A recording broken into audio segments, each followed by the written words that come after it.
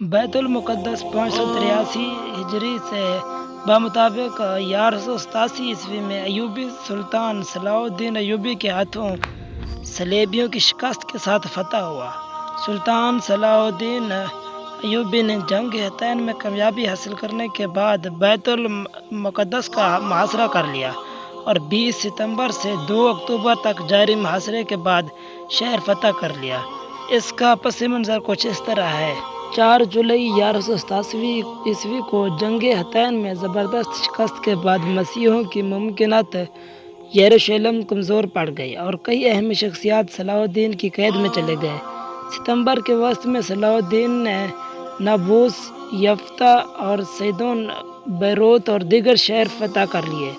جنگ کی شکست خوردہ مسیحی سور پہنچ گئے، جہاں حطین کے معرکے کی شکست خوروں کئی مسیحی جنگجو بھی شامل تھے، جن میں بیلین ایبیلینی بھی شامل تھا۔ اس نے اپنے اہل خانہ کو واپس لانے کے لیے صلاح الدین ایوبی سے مطالبہ کیا کہ وہ اسے بیت المقدس جانے کی اجازت دے۔ صلاح الدین نے اس شرط پر اجازت دی کہ وہ 1 دن سے زیادہ قیام نہیں کرے گا، لیکن جب وہ وہاں پہنچا تو ملک سبلیہ نے اس سے شہر کا دفاع کرنے کا مطالبہ کرتے ہوئے فوج کی کمان سنبھالنے کی ہدایت کی۔ بیلین نے ان کا مطالبہ تسلیم کرتے ہوئے جنگ کی تیاری شروع کر دی اور شہر میں اشیاء خورد نوش اور اسلحے کا ذخیرہ بھی جمع کرنا شروع کر دیا۔ سلطان صلاح الدین کی زیر قیادت شام و مصر کی افواج سور کے ناکام محاصرے کے بعد 20 ستمبر 1187 کو بیت المقدس پہنچ گئے۔ صلاح الدین اور بیلین کے درمیان مذاکرات ہوئے تو صلاح الدین بغیر خون خرابے کے شہر حاصل کرنا چاہتے تھے، لیکن شہر کے مسیحیوں نے بغیر لڑے مقدس شہر چھوڑنے سے انکار کر دیا اور دھمکی دی کہ وہ پرامن طور پر شہر دشمن کے حوالے نہیں کرے گا۔ مذاکرات میں ناکامی پر صلاح الدین نے شہر کا محاصرہ کر لیا۔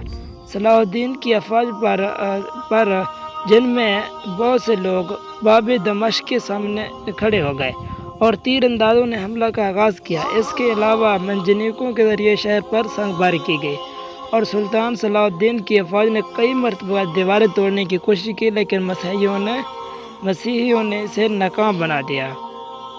6 روز محاصرے کے بعد سلطان صلاح الدین نے فوج کو شہر کے دوسرے حصے کی جانب منتقل کر دیا اور حملہ جبل زیتونوں کی جانب سے کیا جانے لگا۔ 29 ستمبر کو مسلم افواج شہر کے فضیل کا ایک حصہ گرانے میں کامیاب ہو گئے، تاہم وہ فوری طور پر شہر میں داخل نہ ہوئے اور دشمن کی عسکری قوت کو ختم کرتے رہے، کیونکہ انہیں ڈر تھا اگر وہ فوری طور پر داخل ہوں گے تو ان کے فوجیوں کو نقصان پہنچ سکتا ہے۔ ستمبر کے اختتام پر بیلین نے صلاح الدین سے مذاکرات کے دوران میں ہتھیار ڈال دیے اور صلاح الدین نے کئی مردوں اور عورتوں کو قید کر لیا اور بہت سے لوگوں کو اپنا غلام بھی بنا لیا، اور یوں بیت المقدس مکمل طور پر مسلمانوں کے ہاتھ آ گیا۔ امید ہے آپ کو یہ ویڈیو بہت پسند آیا ہوگا۔ مزید ویڈیوز کے لیے ہمارے یوٹیوب چینل کو سبسکرائب کریں تاکہ مزید اس طرح کی تاریخ اور اسلامی ویڈیوز آپ تک پہنچتے رہیں۔